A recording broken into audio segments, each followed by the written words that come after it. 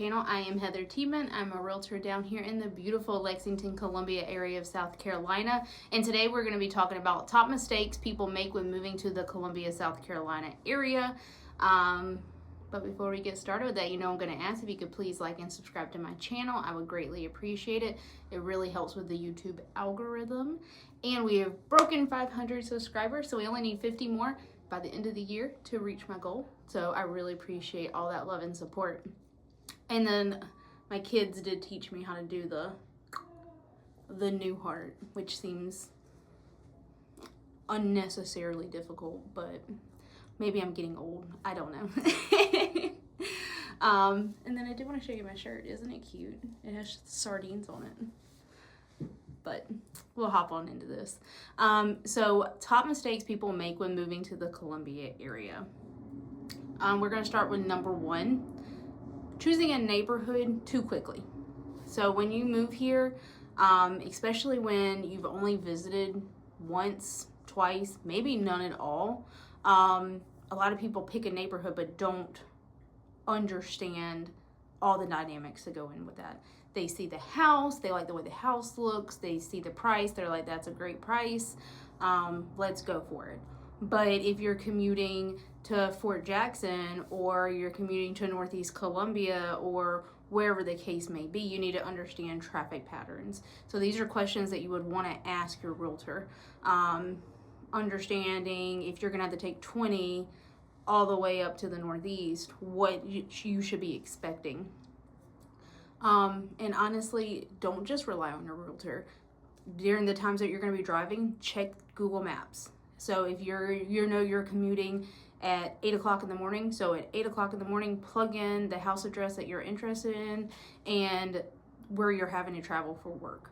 See what that drive time truly is, because if you're checking at noon or 1:30 in the afternoon, it's not going to be the same distance and time. Well, it'll be the same distance. It won't be the same time as if you're driving during rush hour. So that is always very important, that you want to make sure that you're checking when you are considering different neighborhoods. You also want to know what is outside that neighborhood. Is this neighborhood right outside of a recycling facility? Some people care, some people don't, but you would want to know that. What schools is this neighborhood zoned for? I really thought that most people check that, like when they're looking at listings and things, and confirm that prior to. But I can't tell you how many times I've heard from people that purchased a home years ago and were very upset, not from my clients, because I always confirm that, but that thought they were purchasing a home in the zone for these schools, and then they weren't.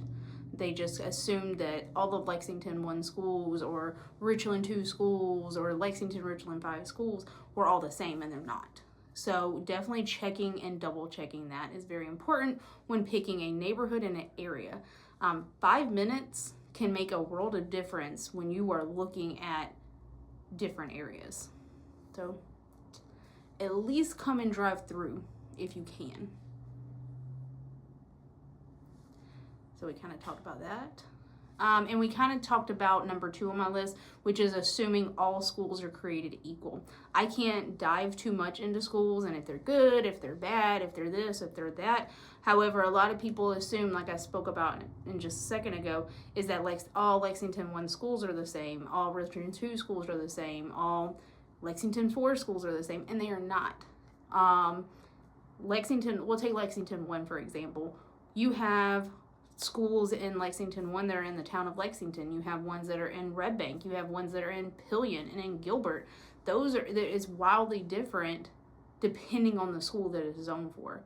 That doesn't make it good or bad, but it may not be what you are looking for. So something you definitely need to take in consideration when you are looking at different homes in different neighborhoods. Don't just go based off of the school district. Go based off of the schools within that school district and if they fit yours and your child's needs. Number 3 on my list, forgetting about property taxes. If you are in my Facebook groups or you follow my YouTube channel, you already know about vehicle taxes. You just do. This is something that is brought up countless times. We talk about this over and over and over again, but a lot of people still act like they've never heard of it before. Annually, we pay vehicle property taxes. They range depending on where you live. If you live in a higher tax district, a lower tax district, it just really all depends on where you live and how much those property taxes may be. And it also depends on the vehicle that you drive. The newer, more expensive the vehicle is, the higher those property taxes will be. The older and less valuable the vehicle is, the lower those property taxes will be. I've seen them as low as $25 all the way up to $1,000+. It just really depends on your vehicle. That also is the same for boats and boat motors. I do think they're changing a law about the boat motors here soon, but nothing official on that yet. But you need to be mindful of that because so many people move here and they don't realize that they're going to be hit with this big bill annually. And then when you first move here as well, you have a $250 infrastructure fee per vehicle. So that is a one-time fee. You pay it for the first year when you're paying your property taxes and to register your vehicle and for a new driver's license. So that first initial pop needs to be planned for because most people don't have that kind of disposable income just waiting there. So definitely take that into consideration when you are moving here and being prepared for it. Kind of give you an idea, I'm in Lexington, Richland District 5. I have a 2020 Jeep Wrangler worth somewhere in the 30-ish thousands, and my property taxes are about $440, $450, somewhere in that range, to kind of give you just an estimate. But also, if you go online, a lot of counties have property tax estimators that you're able to utilize. So the same for vehicles as well as your home property taxes. Not all counties have that though. Lexington County does, Richland County does, but smaller counties may not have that available. Bringing it on up to number 4 on our list, kind of staying on the theme with property taxes. A lot of people, I wouldn't say a lot of people, some people want to buy a home here because they see a home, like this is their home, this is their perfect home, but they're not actually ready to move yet. Maybe they're looking to retire. Maybe one of their children needs to finish this school. Maybe they're waiting for their child to graduate. Whatever the case may be, they see this home, they want to purchase this home, and they have the ability to purchase this home. But if South Carolina is not your legal residence and that particular home is not your legal residence, it is taxed at a substantially higher rate. You'll hear 4% and 6% thrown around all the time. It don't sound that much different. It is vastly different. We're talking 3 to 4 times the difference.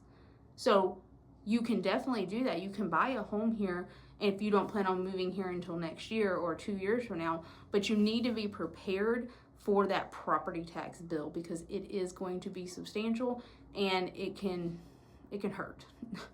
It can definitely hurt. So definitely something to keep in mind.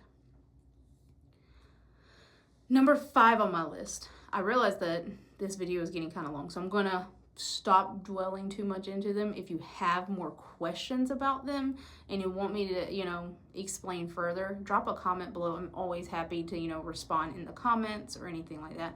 Or you can hop on over to our Moving to Lexington group, Moving to Irmo, or Moving to Chapin group on Facebook and ask your questions there. Those are always excellent resources that, may be very beneficial for you.